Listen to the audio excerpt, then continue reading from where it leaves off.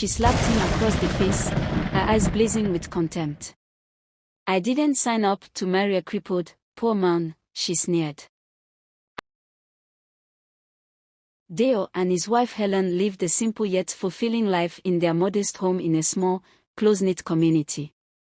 Despite their financial struggles, their household was filled with love, laughter, and a sense of togetherness that made them feel richer than any material wealth could provide. Deo, a hard-working man with a gentle spirit, did his best to provide for his family by doing menial jobs, while Helen, a resilient and resourceful woman, sold provisions at the local market to supplement their income. Together, they made a formidable team, supporting each other through life's challenges. Their 3 children, Kennedy, Victor, and Sarah, were the center of their world. Kennedy, the eldest, was a thoughtful and responsible boy who often helped his parents with chores and looked out for his younger siblings. Victor, the middle child, was full of energy and curiosity, always dreaming up new adventures and exploring the world around him. Sarah, the youngest, was a bright and cheerful girl known for bringing smiles to everyone's faces with her infectious laughter and imaginative stories. Though their home was small and their possessions few, the family found joy in the little things, shared meals, storytelling under the stars, and the simple pleasure of each other's company. Helen's provision-selling business, though humble, was a lifeline for the family. She woke up early every morning to prepare her goods, her hands moving swiftly as she packed baskets with fresh produce, dried fish, and other essentials. Deo often joined her at the market, helping her set up the stall and attracting customers with his warm smile and friendly banter. Their neighbors admired the couple's dedication and the way they always put their children first. Despite their hardships, Deo and Helen never complained. Instead, they focused on instilling values of kindness, hard work, and gratitude in their children. One sunny afternoon, as Deo was returning home from work, he decided to stop by a small kiosk to buy a lottery ticket, a rare indulgence he allowed himself once in a while. Little did he know that this simple act would change his life forever. A few days later, as he checked the winning numbers in the local newspaper, his heart nearly stopped. He had won the grand prize of 50 million naira. Overwhelmed with joy, he rushed home to share the incredible news with Helen and the children. The entire family erupted in celebration, their laughter and cheers echoing through the neighborhood. Friends and relatives soon joined in, their faces lit up with excitement and congratulations. With the newfound wealth, Deo wasted no time in making life better for his family. He purchased a spacious, comfortable house in a quiet, serene neighborhood, a far cry from their cramped, humble abode. He also invested in a thriving business for himself, a small but promising venture that would secure their financial future. But Deo's generosity didn't stop there. He wanted to do something special for Helen, the woman who had stood by him through thick and thin, selling provisions in the market and managing their home with unwavering dedication. He dreamed of establishing a business for her, something that would allow her to shine and fulfill her own aspirations. One evening, Deo found himself at an upscale beer parlor, surrounded by his new circle of wealthy friends, men who had welcomed him into their world after his lottery win. As they sipped their drinks and exchanged stories, Deo shared his plans to establish a business for Helen. To his surprise, the room fell silent. One of his friends, a man named Tond, leaned back in his chair and said, "Deo, my brother, why are you thinking like this? A woman's place is in the home, taking care of the children and supporting her husband. If you give her too much power, she might start disrespecting you." Another friend, Femi, nodded in agreement. "Yes, oh. These modern women, once they have their own money, they forget their place. You don't want Helen to start looking down on you, do you? She might even start misbehaving." Deo listened intently, his initial enthusiasm fading as their words sank in. These were successful, wealthy men, surely they knew what they were talking about.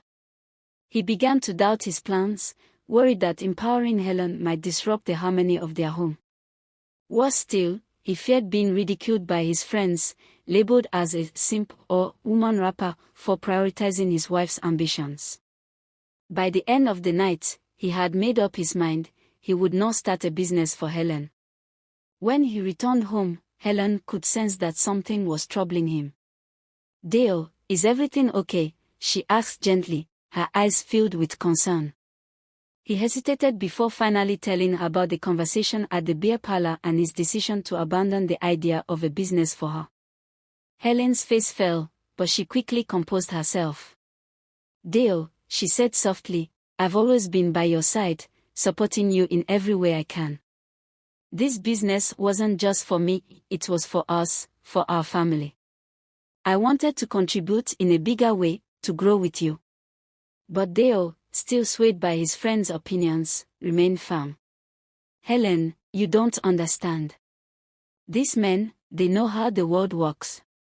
I don't want to risk our peace. You're doing enough at home, and I don't want anything to change between us. The money I am making is enough for the both of us." Helen's pleas fell on deaf ears.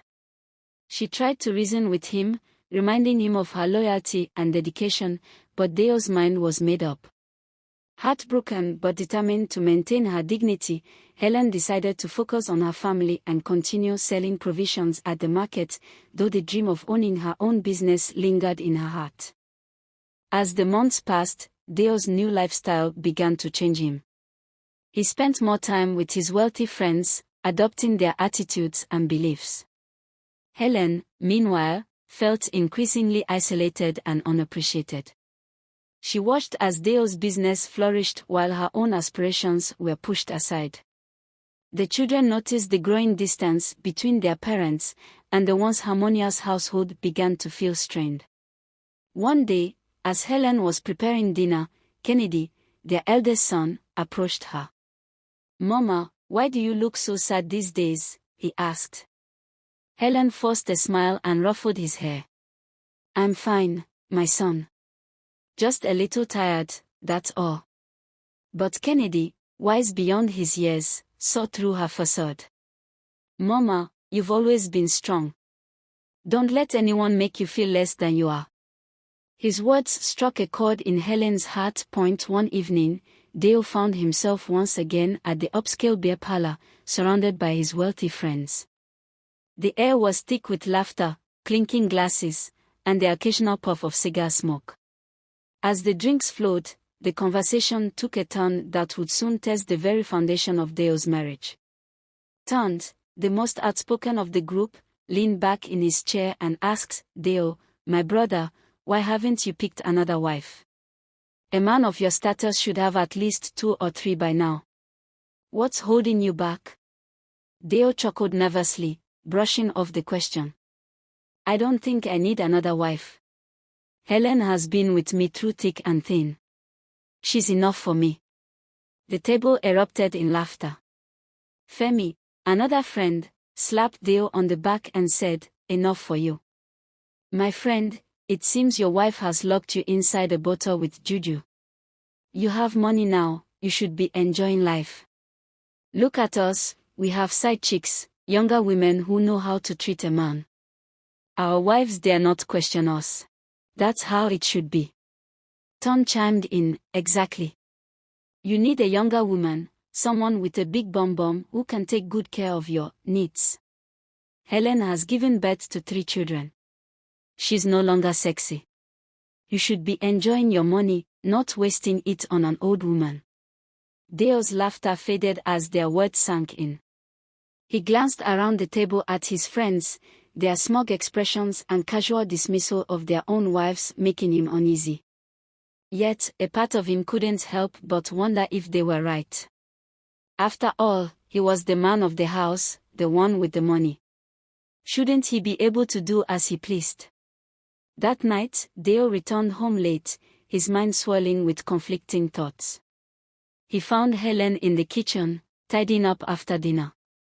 She looked up and smiled warmly, but for the first time, Dale noticed the lines on her face, the gray streaks in her hair, and the tiredness in her eyes. His friend's words echoed in his mind, *, she's no longer sexy. You should be enjoying your money. Over the next few days, Deo became distant, lost in his thoughts. He began to see Helen through a different lens, one clouded by the shallow expectations of his friends. He convinced himself that as the man of the house, he had the right to do as he pleased. After all, he was the one with the money, the one who had lifted their family out of poverty. Why shouldn't he enjoy the fruit of his success? One evening, as the family gathered for dinner, Deo cleared his throat and announced, "Helen, I've been thinking. I'm a successful man now, and it's time I started living like one. I've decided to take another wife." The room fell silent. Kennedy, Victor, and Sarah exchanged shocked glances, while Helen stared at Deo, her face a mixture of disbelief and hurt. "Deo," she said softly, her voice trembling, "what are you saying? Have I not been a good wife to you? Have I not stood by you through everything?" Deo avoided her gaze, his resolve wavering under the weight of her words.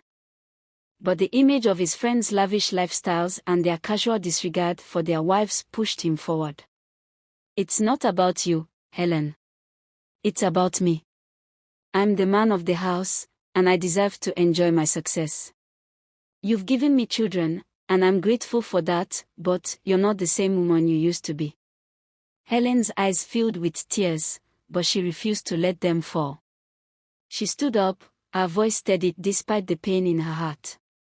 "Deo, if this is what you want, I won't stop you. But remember this, a man's true success is not measured by the number of wives he has or the money in his pocket. It's measured by the love and respect he shows to those who stood by him when he had nothing." With that, she left the room, leaving Deo to sit in silence, her words echoing in his mind. The children, sensing the tension, excused themselves, leaving Deo alone with his thoughts. One evening, Deo found himself at his usual hangout spot, a lavish beer parlor frequented by his wealthy friends. The air was thick with the scent of expensive cigars and the sound of boisterous laughter. As the drinks flowed, the conversation turned to women, as it often did. Turned, the most outspoken of the group, nudged Deo and pointed across the room. "See that fine girl over there?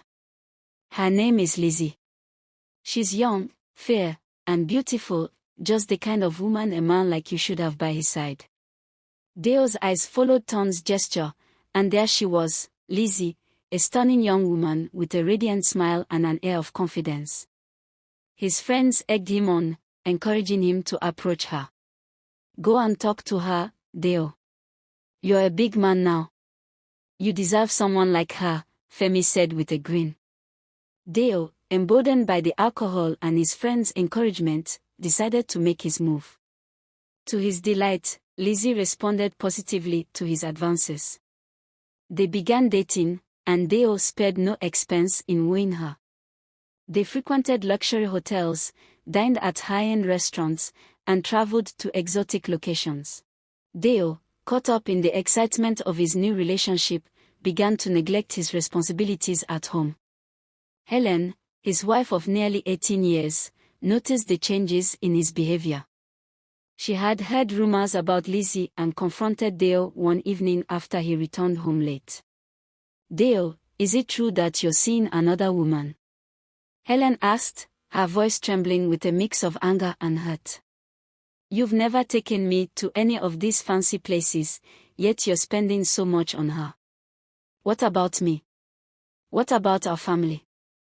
Deo, irritated by her questioning, snapped back, "Helen, what do you want from me?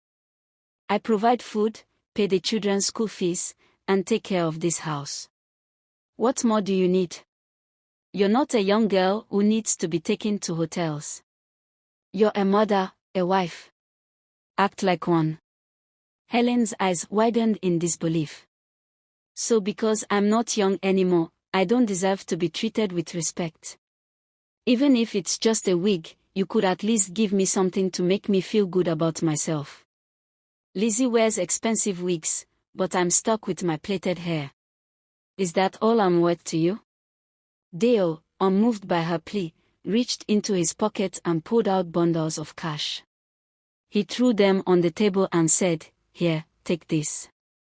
Go buy your wig if it will make you happy. But don't come complaining to me again." With that, he stormed out of the house, leaving Helen in tears. The following week, Deo made a shocking announcement to his family. He gathered everyone in the living room and introduced Lizzie as his new wife. "I've gone to meet her people and paid her bride price," he declared. "From today, Lizzie is my second wife, and she will be living with us." Helen and the children were stunned. Kennedy, their 18-year-old son, clenched his fist in anger, while Victor and Sarah exchanged horrified glances. Deo then turned to Helen and said, "You've been in my room for close to 18 years. It's time for Lizzie to take your place. Move your things to one of the guest rooms." Helen, heartbroken and humiliated, initially refused. But after days of quarreling and emotional manipulation, she finally relented and moved her belongings to a smaller room. The children, who had once adored their father, now watched in silent fury as he paraded Lizzie around the house, flaunting their relationship in front of everyone. In the evenings, Deo and Lizzie would cuddle on the couch, laughing and whispering sweet nothings while the children sat in stony silence, their faces etched with anger. Helen, meanwhile, spent her nights alone, crying herself to sleep. 2 years later, the household was thrown into chaos once again. Lizzie, now a mother to Deo's youngest child, was in the kitchen when Kennedy walked in and informed her that Deo, now addressed as Chief Deo, wanted to see everyone in the living room. The family gathered, and there, sitting beside Deo, was a new young woman named Lillian. "This is Lillian," Deo announced. "She is my third wife and will be living with us from now on. Lizzie, you need to move out of my room so Lillian can move in." Lizzie, who had grown comfortable in her role as the second wife, was furious. "How can you do this to me?" she shouted. "It's only been 2 years, and you're already replacing me. You're wicked, Deo." Helen, who had been quietly observing the scene, couldn't help but burst into laughter. The irony of Lizzie's situation was not lost on her. "You see now?" Helen said, her voice tinged with bitterness. "This is what happens when you build your house on sand." Deo, unmoved by Lizzie's outburst, coldly replied, "Look at you, Lizzie. Just 2 years after giving birth, and you're already looking older than Helen. You've gained weight, your skin is sagging, what do you expect? Move out of my room and stop embarrassing yourself." Lizzie, devastated and humiliated, retreated to her new room, where she spent her days crying and cursing Deo. Her anger and frustration boiled over one evening when she confronted him in the living room. "You're a monster, Deo," she screamed.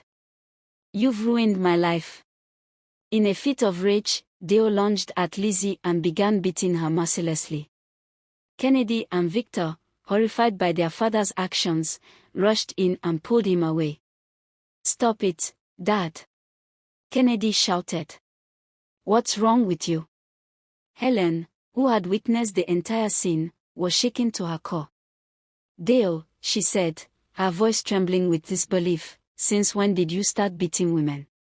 Is this the kind of man you've become?" Deo, panting and red-faced, didn't respond. He simply walked away, leaving Lizzie sobbing on the floor and his family in stunned silence.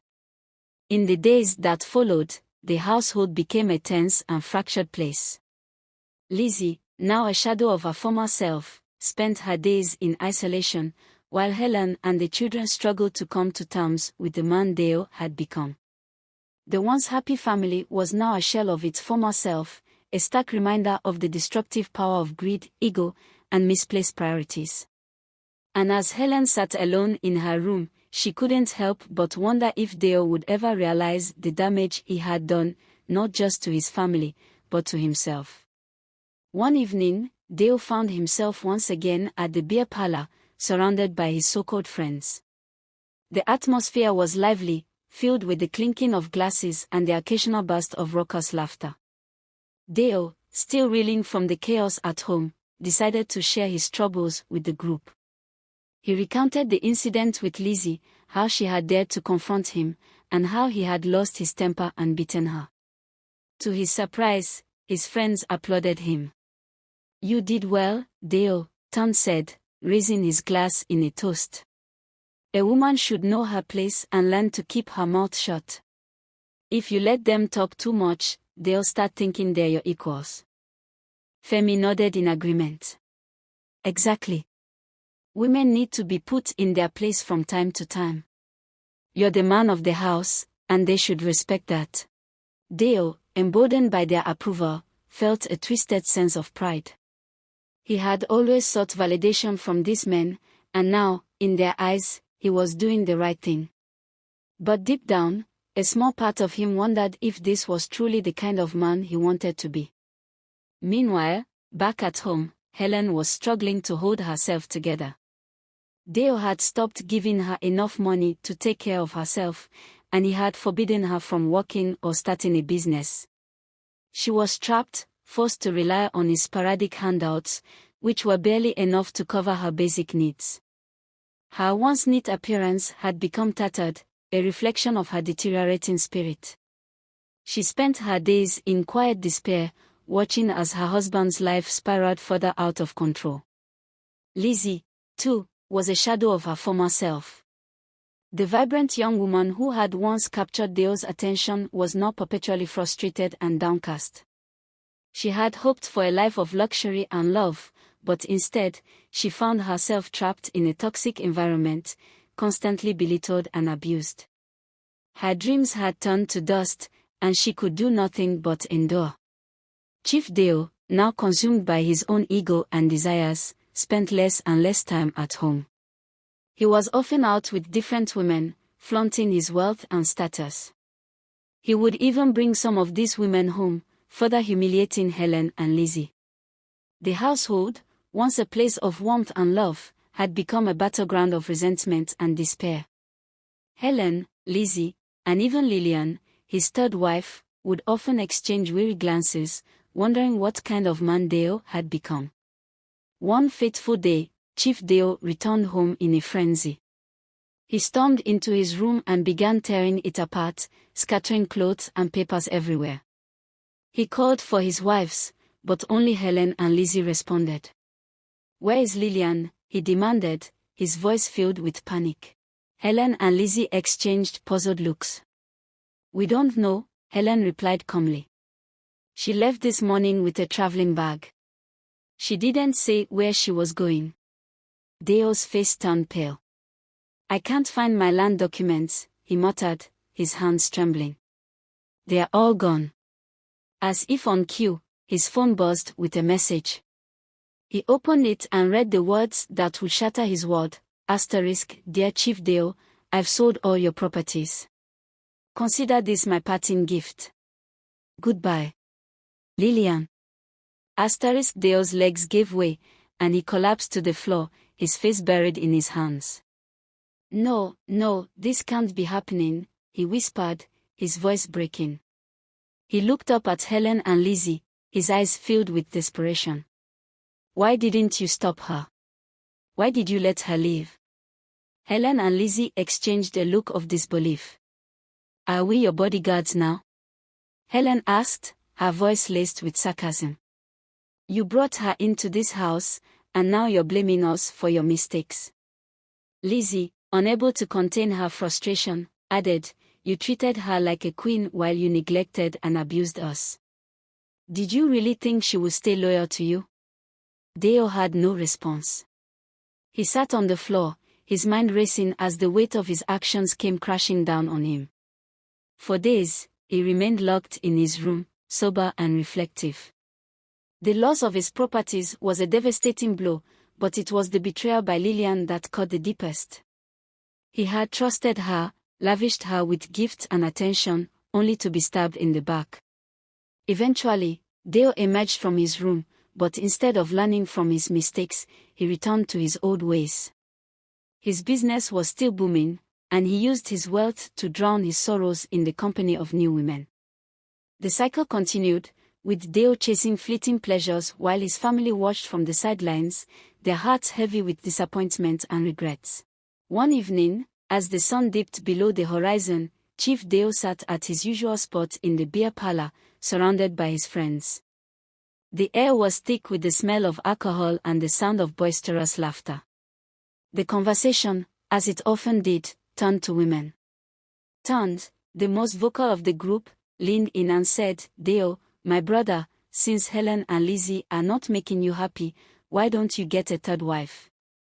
Someone young, beautiful, and full of life. Someone who will appreciate you and make you feel like the king you are." Femi nodded in agreement. "Yes, oh. You're a big man now. You deserve a woman who will treat you right. Helen and Lizzie are just bitter. Forget about them and focus on yourself." Deo, already tipsy and swayed by their words, nodded slowly. "You're right," he said, a sly grin spreading across his face. "I need a woman who will make me happy. Helen and Lizzie can keep their bitterness to themselves." A few weeks later, Deo introduced his third wife, Amora, to the household.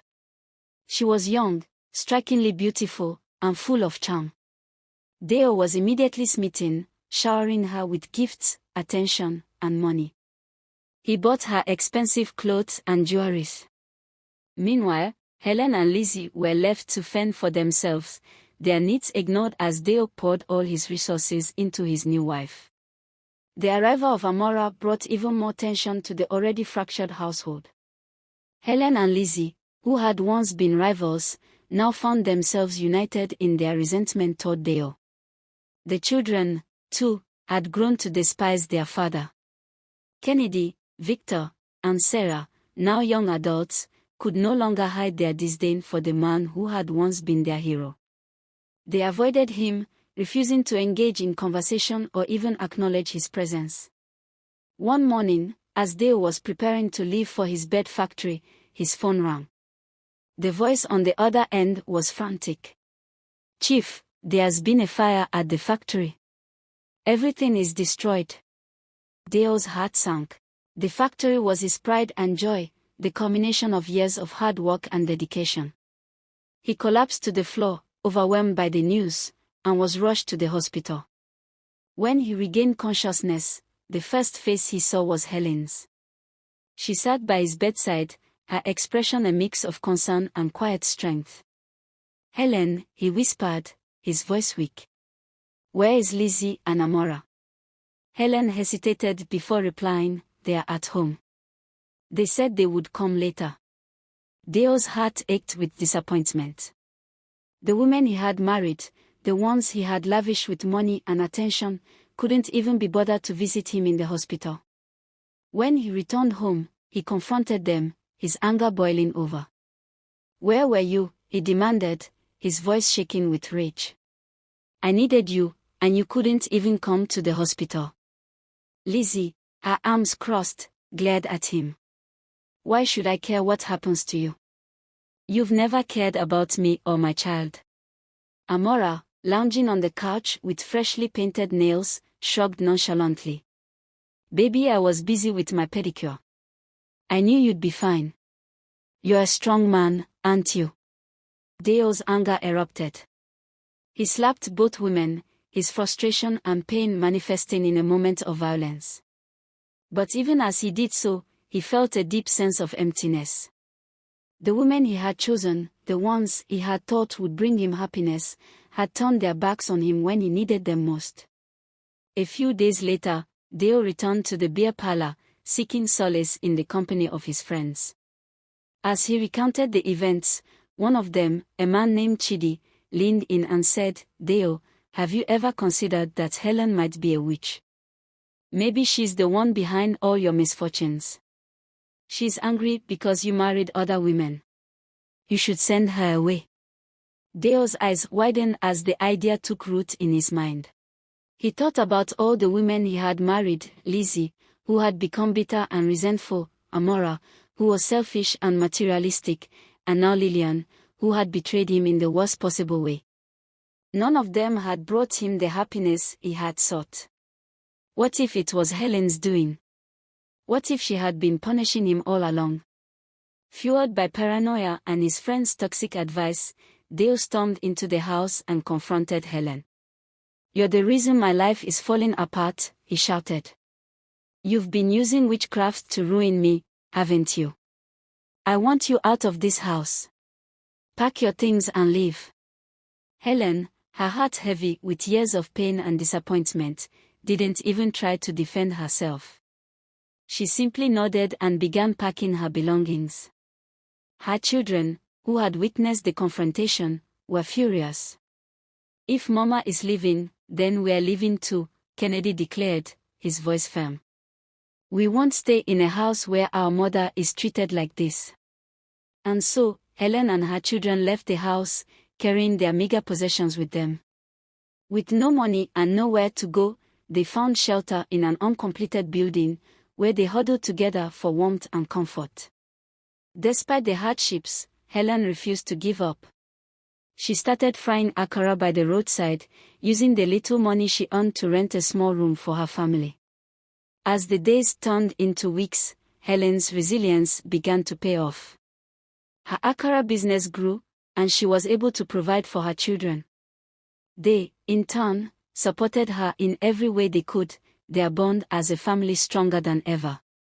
Dale's life, once a symbol of wealth and power, had turned into a pit of despair. The fire that destroyed his bed factory had not only consumed his business but also his sense of purpose. He had tried to rebuild by opening a small store selling foams, but the income was a far cry from the luxury he had once enjoyed. The stress of his financial downfall weighed heavily on him, and one fateful day, as he was lost in thought while driving, he got into a terrible accident. The crash left him severely injured, confined to a wheelchair, and utterly dependent on others. During his stay in the hospital, Dale's world grew even darker. Lizzie, his second wife, visited him only once a day, bringing food but staying no longer than 5 minutes. Her visits were cold and mechanical, devoid of any genuine concern. Amora, his third wife, would occasionally show up, but her visits were equally hollow. She never brought food or offered comfort. Instead, she would sit by his bedside, asking for money to fund her lavish lifestyle. Dale, once a proud and commanding man, now felt utterly helpless and abandoned. Desperate for support, Dale called his drinking buddies, the same friends who had always encouraged his reckless behavior. They came to the hospital, feigning sympathy as he poured out his heart about how Lizzie and Amora were treating him. "You're still the man of the house," Tom said, patting Dale on the shoulder. "Even in a wheelchair, you can't let these women control you. You have to show them who's boss." Femi nodded in agreement. "Yes, oh. Don't let them disrespect you. You're still Chief Dale, no matter what." Buoyed by their words, Dale returned home with a renewed determination to assert his authority. But the reality of his situation quickly set in. Lizzie, who had grown increasingly bitter and resentful, had no patience for his attempts to boss her around. "Get up and beat me if you can," she would taunt, laughing mockingly at his helplessness. "Look at you, a crippled man who can't even take care of himself. What kind of man are you?" Dale, unable to physically confront her, could only retaliate with harsh words, but they did little to silence Lizzie's relentless scorn. Amora, on the other hand, was rarely home. She spent her days at clubs, returning late at night, drunk and indifferent to Dale's needs. When he confronted her about her behavior, she slapped him across the face, her eyes blazing with contempt. "I didn't sign up to marry a crippled, poor man," she sneered. "I'm only managing you because I have no other option." The final blow came when Dale woke up one morning to find his car missing from the compound. Amora had drugged everyone in the house and taken it, along with the last of his valuable possessions, and disappeared without a trace. She had sold everything she could get her hands on, leaving Dale with nothing but the clothes on his back. He broke down in tears, his cries echoing through the house. Lizzie watched him with disdain, her heart filled with a mix of anger and pity. "Look at what you've become," she muttered. "A useless man who can't even provide for his family." With no other options, Lizzie took to the streets, hawking goods to feed her children and care for Dale. But her resentment toward him only grew. Every day, she would lash out at him, slapping him if he dared to complain or question her. "You brought this on yourself," she would shout, her voice trembling with rage. "You thought you could have everything: money, women, power. But look at you now. You're nothing but a burden." Dale, once a man of pride and authority, now lived in constant fear of Lizzie's wrath. He tried to reach out to his friends for help, but they all turned him away. "How can we lend you money?" Ton asked over the phone. "You're in a wheelchair, and your business is gone. How will you pay us back?" Femi was equally dismissive. "You made your bed, Dale. Now you have to lie in it." As if things couldn't get worse, a group of men arrived one day with eviction papers. Amora had sold the house out from under them, and they were forced to leave. Lizzie, her daughter, and Dale moved into a cramped one-room apartment, a far cry from the luxurious home they had once shared. The move only deepened Lizzie's anger, and she took it out on Dale at every opportunity. "This is all your fault," she screamed one evening, slapping him across the face. "You ruined our lives with your greed and stupidity. Now we're stuck in this hellhole, and it's all because of you." Dale, broken and defeated, could only sit in silence, his mind filled with regret. He thought about Helen, the woman who had stood by him through thick and thin, only to be cast aside. He thought about his children, who had once looked up to him but now saw him as a failure. And he thought about the choices he had made, the women he had married, the friends he had trusted, the life he had built on shallow foundations. As he sat in that tiny, dimly lit room, Dale realized the truth: he had brought this misery upon himself. His pursuit of wealth, power, and pleasure had cost him everything that truly mattered. And now, he was left with nothing but the bitter consequences of his actions. Meanwhile, Helen's life had taken a remarkable turn. Through sheer determination and hard work, she had transformed her humble roadside akara business into a thriving small restaurant. Her resilience and dedication had paid off, and she was now a respected entrepreneur in her community. Her children, who had stood by her through the toughest times, were proud of their mother's success and supported her in every way they could.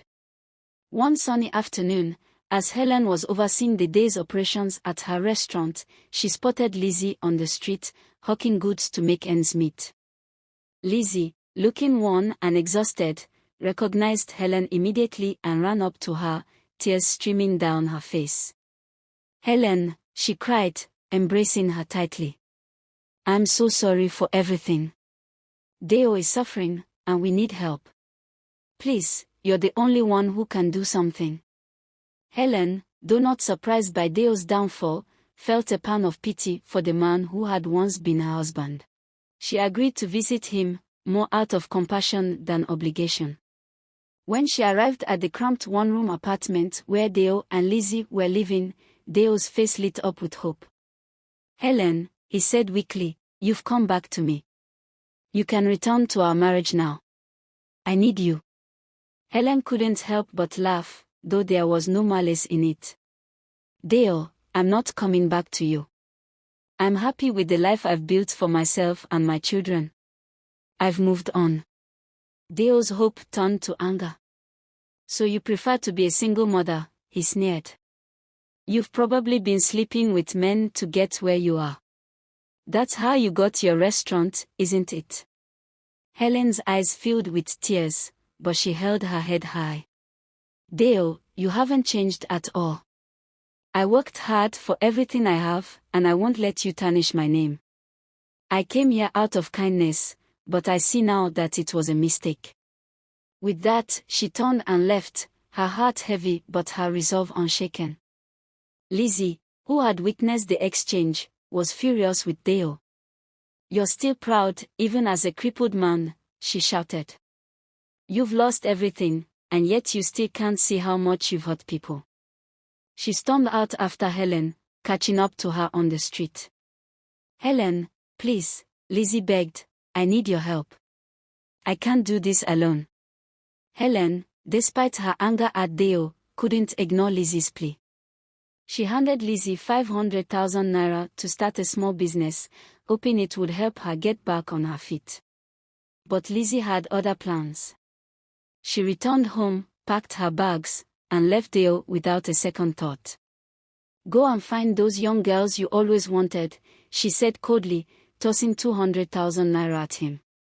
Let them take care of you now. Deo, now completely alone, broke down in tears. He begged Lizzie not to leave, but she was resolute. I'm still young, she said. I want to marry a man who can work and provide for me. I can't stay here and suffer with you. Her words cut deep, reminding Deo of the cruel things he had once said to Helen. The irony was not lost on him. Days turned into weeks, and Deo's situation grew dire. He hadn't eaten in days, and the money Lizzie had left him was running out. In a desperate attempt to find food, he tried to wheel himself outside but fell from his chair, landing helplessly on the ground. He lay there for days, exposed to the elements, rain soaking him one day, the scorching sun beating down on him the next. As he lay there, he reflected on his life, his choices, and the people he had hurt. He thought about Helen, who had stood by him through thick and thin, only to be cast aside. He thought about his children, who had once adored him but now saw him as a failure. And he thought about his so-called friends, whose toxic advice had led him down this path of destruction. Miraculously, Lizzie returned one day to collect some belongings and found Deo lying on the ground. She helped him back into his wheelchair, but when he begged her to stay, she shook her head. I'm sorry, Deo, she said. I can't waste my life here. I need to move on. Defeated and broken, Deo begged Lizzie to take him to Helen. When they arrived at Helen's home, Deo, tears streaming down his face, begged for forgiveness. Helen, even if you can't take me back, please forgive me. I was wrong. I was selfish and foolish. I hate you, and I hurt our children. I'm so sorry. Helen, her heart softened by his genuine remorse, forgave him. I forgive you, Deo, she said. But I can't forget what you've done. Still, I won't let you suffer like this. She took him into her home, where he was welcomed by his children, who had also forgiven him but remained cautious. Over time, Deo began to change. He became respectful and appreciative of Helen, no longer taking her for granted. He started helping with her restaurant business. He also reopened his small foam store, selling the little he could. One day, Helen encouraged him to see a physiotherapist. With time and treatment, Deo miraculously regained the ability to walk. As Deo's physical health improved, so did his character. He stopped drinking, cut ties with his toxic friends, and became a devoted Christian. He even began counseling other married men, warning them against the dangers of letting outside influences destroy their families. Meanwhile, Lizzie found love again and remarried, building a new life for herself. Helen's restaurant continued to thrive, and Deo's foam store grew into a successful business. Together, they rebuilt their family, stronger and more united than ever before. In the end, Deo learned that true wealth wasn't measured in money or possessions but in the love, respect, and unity of a family that stood together through thick and thin. And as he walked hand in hand with Helen, he knew he had been given a second chance, one he would never take for granted again.